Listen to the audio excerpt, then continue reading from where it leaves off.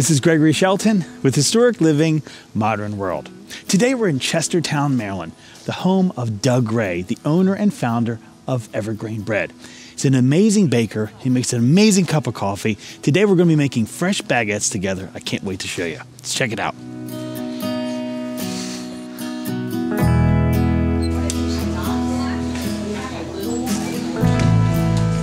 Doug! Greg, what's going on, man? How you doing, brother? Welcome to the bakery. Thanks for having me. Yeah, my pleasure. Let me get you set up first before we get started. All right, Greg, if you want to do this, we got to be the real deal. We're going to put an apron on. Got my own apron. Yep. Love it. So what's on the plan for today? Give me some ideas. We are going to show you the process that we use to make our traditional baguette. Okay. So we're going to walk you through the shaping, proofing, and baking. Okay. And all the techniques and steps that are required to make a traditional French baguette. And when you say traditional, we're talking, how long has this style of cooking been around? Well, the advent of the baguette happened around the Industrial Revolution in the early 1900s. Okay. So essentially what happened is we got mixers, we got ovens that had steam injection. This basically allowed bakers to develop the dough to a level that they couldn't by hand. And then the steam injection in the ovens basically allowed for a thin, crisp crust. It was otherwise going to be a thick and heavy crust if you didn't have that steam. And is that what makes your baguette better than everyone else, or is that the industry knowledge that? That's industry knowledge, okay. But it's like all the steps that you do in between all that that really makes it pop amongst the others. Crust on the outside. Crust, managing fermentation, so knowing when something is perfectly proofed. All right. Knowing when something is relaxed enough to shape. And knowing how to score it properly so you get maximum volume. And I got to tell you, to me, when you're invited to a dinner party or a friend's house, nothing is more rewarding to me than bringing a couple baguettes as a gift. 100%. It's a rarity. Absolutely love it. And it helps cement that memory as like an amazing time. I love it. Let's go check it out. Cool, let's do it. Okay. So here we got some relaxed pieces that are scaled at 400 grams each, which is like our baguette size we like. It's a little larger than average, but we like it. It has a lot of versatility that way. So I'm going to walk you through the steps. It's a wonderful smell. That's the first thing I noticed. So yeah, you're getting a lot of yeasty flavors going on, and you can tell by the level of relaxation. This is called the Intermediary Proof. Okay. Right, and you can see that when you press into the loaf, it kind of holds your finger dimple, which means it's got a lot of air production in there, and it's relaxed sufficiently to be rolled out into a baguette. All right, so we just floured our pre-shaped pieces of dough here, and what we're gonna do is use this pastry scraper to get the dough off of the proofing board and onto the table, and what we wanna do is flour side down. Standard butcher block? Standard booze block, best in the biz. It's ideal for shaping bread because the consistency of wood gives you a little bit of grip and a little bit of slip, which is you need both of those things present to get the right surface tension in a loaf of bread. Gotcha. So that is the ideal surface to shape on. Perfect. So what we're gonna do here is we've got our piece. We wanna keep it as rectangular as possible. I like to grab a little bit of flour so it's on my hand, but I don't have an excess on the table. Okay. And I'm gonna do a light degas of the loaf, right? All right. So some people think at home bakers that degassing is a bad thing, but actually it's a positive thing done in the right stages because you're expelling excess CO2 that the yeast has produced, and when the CO2 is gone, the yeast can make more. CO2 inhibits yeast. It's kind of like if we were in the same room for too long and had no fresh oxygen. We'd be kind of sluggish on the same level. It's alive, it's fresh cultured, it's moving, it's changing. 100%. Yep, so then once we do that, we're gonna basically roll the loaf up into a cylinder, and we're gonna do that in roughly thirds. So we start at the top of the loaf, and we press back into the dough in stages. We're really paying attention to our line here. We want to try and keep that as straight as possible. And then we're going to do that one more time. Seal it and roll the seam underneath like this. So now you have a basic cylinder. And then from that point, we're going to take it the rest of the way. So we're going to take our dominant hand and start rolling in the middle. And then we're going to add our other hand and start rolling with equal pressure out to the ends of the loaf, right? Gotcha. Which can be very difficult because you have one hand that's dominant and one hand that's not. So generally speaking, you will apply more pressure with one than the other when you first start. You want to take a step back and evaluate, see if there's any inconsistencies, any irregularities, and kind of even those out. But you want to mess with it minimally. So then once the loaf is shaped, you scoop it up and transfer it over here to our couche. This is our flax linen that we proof all of our bread in. That's a very old school way of doing it, I'm sure. Oh yes, the French, or at least the Europeans, coined that technique, and it was the only way to easily proof bread back then and not have it stick to anything. Gotcha. Right, and then basically what we'll do is we'll line up this couche with 7 other baguettes and create little troughs in between it to basically protect them from growing into each other. And when you're talking about proofing, is that a certain designed amount of time because you know, or are you just monitoring the length? You of the will expansion? monitor it. It will always change based off of what type of dough you have, what temperature the dough is, what temperature the air is, and so the proof is basically signifying just the final fermentation of the loaf before it's baked. Gotcha. Right. So on average, half an hour, 45 minutes, but we will step in from time to time and make sure that that's either ahead of schedule, behind schedule, any of those things. You want a long, slow fermentation, just like with wine or anything else. You want the grapes to struggle in wine, and you want the yeast to struggle in bread. Well put. Yeah. Well, great way to look at it. Yeah. Okay. Cool. So let's get the rest of these shaped, and then we'll head down to the oven. And you can see the sheer difference in expansion here. So they're very large. They're supple. You can tell how delicate they are. They barely press back when you touch them, which just means they're basically optimally proofed. They have the optimal amount of air. Because if you've ever baked at home and you've forgotten a loaf of bread, it's easy to forget. And you see what happens is it loses all of its strength. It kind of goes flat, right? Because the gluten loses its strength after it hits a certain point of extension. So these are perfect. We're going to take them back and bake them. Let's get going. Great. Here we go.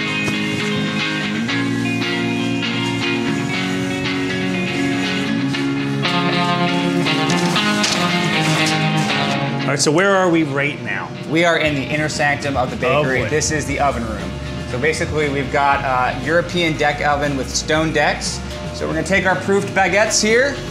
Okay. We're gonna go over to our loader. This is called our flipping board. And this basically allows us to transfer the bread from the couche safely. Sometimes there's a little bit of adhesion. We just loosen it like that. And off we go here. We can also use the board to straighten the loaf if it needs it. And is this surface here a certain type of? Yep, that's a silicone sprayed canvas. It's very similar to this, only there's a silicone surface. So that just ups the non-sticking quality of it. So there's really minimal risk of this loaf ever getting stuck when you're loading it into the oven. So now that we have our loader loaded, we're going to the most important step, which is scoring the loaves. Okay. This is called a lame, which is a French term for blade. They're just a little piece of steel that holds a razor. Wow, pretty impressive. Right? And you want to keep that razor at a curve. That curve helps create that final lip on the scored bread when it rises, and you'll see what I mean once it comes out. But essentially, we're gonna come over here now. So you're basically starting at one side of that alleyway and going to the other. And that's basically keeping you in the center of the loaf. Okay. So what we're gonna do here is go ahead and cut. Oh, wow.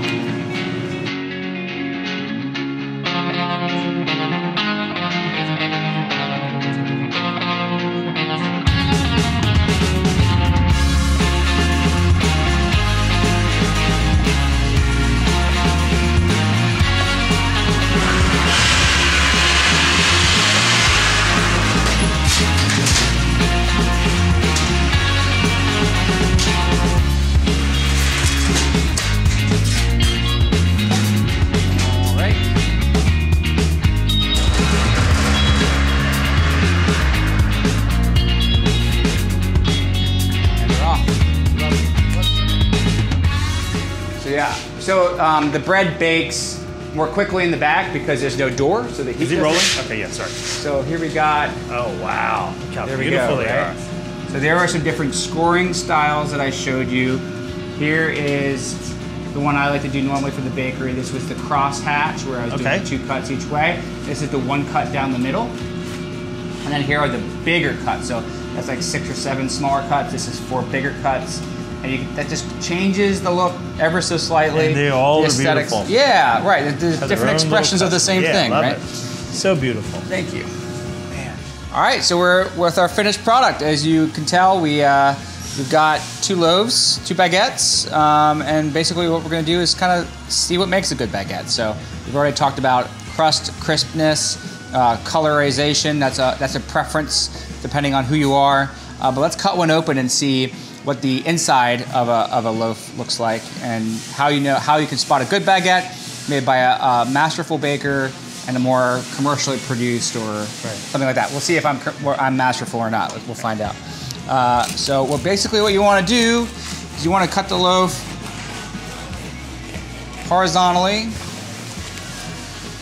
and then come back out of it at an angle so you get a really effective cross section of the interior of the loaf.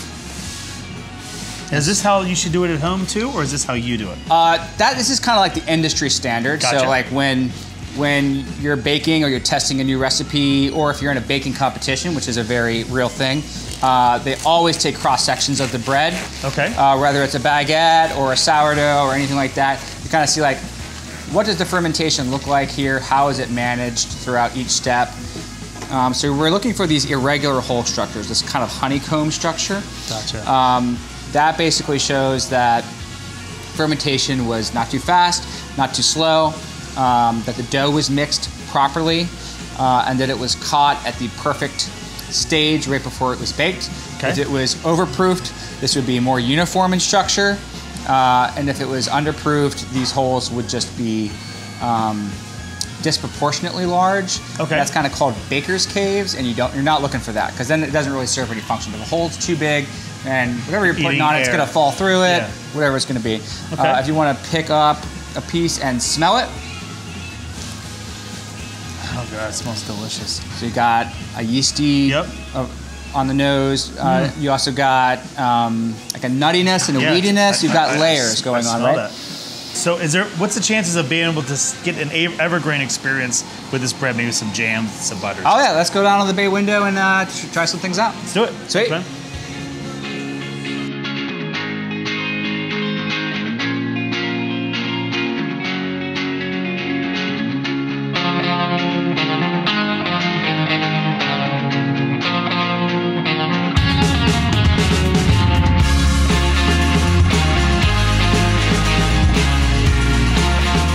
All right, a beautifully table set for dining. So what do we have here?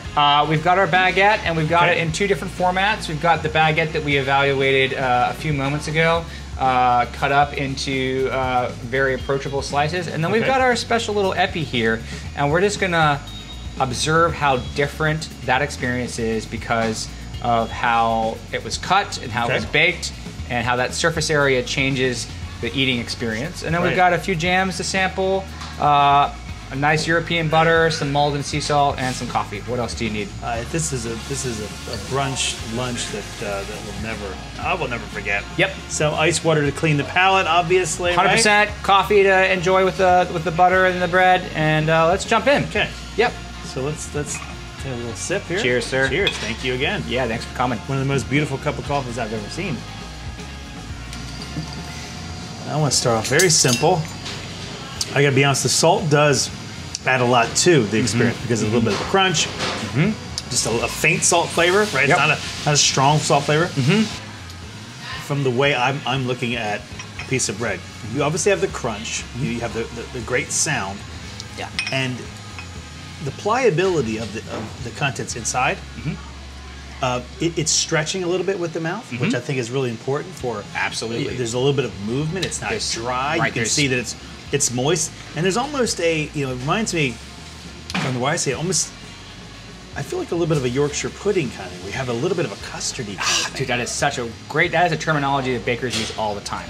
When you've got a high hydration dough, which is what this baguette is, the way the water and the starch of the flour combines when it's baked at a high temp and quickly, that is exactly the term that you can use. It's like got a custardy quality. Right. And that's totally something you see in sourdough too. Okay.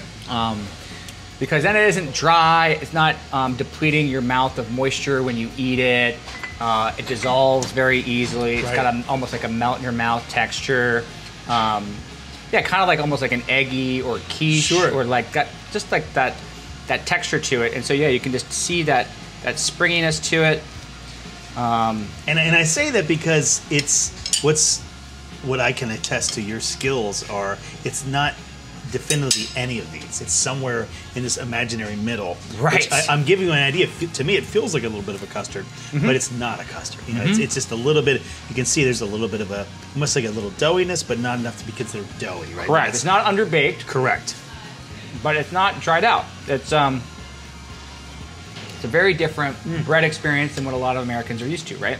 But this is kind of like the norm in European.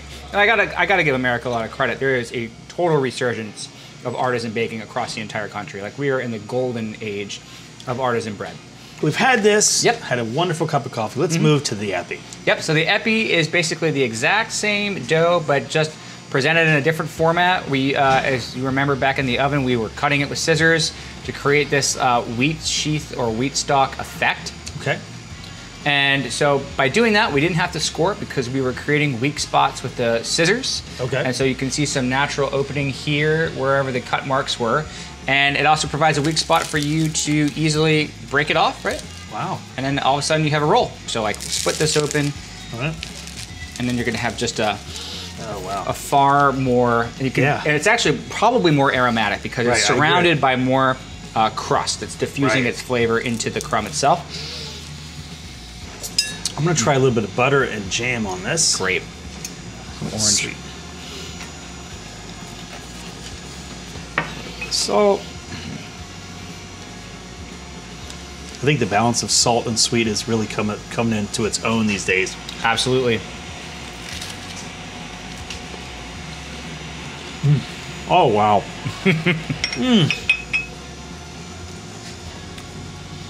I have the jam on there. Yep. I'm sure maybe some type of an orange marmalade of some sort. Sure is. Old school jam. Yep. But it does not overtake the bread because the bread has such a strong flavor in a good way. Right. It stands out on its own. Absolutely without does. hogging too much of the spotlight, right? The part I love about the epi is I'm a browned guy. A guy likes the brown edges. So that gives you this because of the points, and it just increases the crunch. Yep. And it's absolutely delicious. Yeah, it is a divine thing that is only lasts so long, right? You got 6 hours to enjoy this in this state of like divine crispiness, and just that moisture distribution is just perfect. So Doug, if I was walking down the street and I saw your customers come in, what do you believe makes up a great, loyal Evergrain customer? How would I know them if I saw them on the streets? This is a person who is probably a foodie. Okay. Or at the very least, they didn't know they were a foodie, and Evergrain helped them discover that. That's such great things to talk about. Just like we as humans, I think, can innately detect when something's made of quality. Right. Even if we can't put our finger on it. And so when we come in contact with that, it just adds a degree of levity to our lives. We get excited, it breaks us out of our monotony, and we get to enjoy something special for a short period of time. Right? So whether that's a meal, a cup of coffee, an amazing croissant. We try and be both a universal place where people can come in and, like, doesn't matter what walk of life, you're gonna find something that you like here. Okay. Or you know, if you're like a baguette obsessive and you're doing a tour of the East Coast on baguettes, like, we want to be a place on your map where you're gonna swing by and see what we have to offer. If you enjoy community, and if you enjoy creating memories, and if you enjoy just starting your morning in a really special way, we're the place for you. I have to tell you, I've always been a huge fan, and your bread never ever disappoints. Your passion for bread making is so obvious to everyone that's in this town, but even the outskirts of Chestertown. Yeah. And you make the best bread that I've ever had, and really I appreciate you making the time, brother. Thanks for the support, you again. Greg. I appreciate it, man. Yeah. Thank you. Likewise.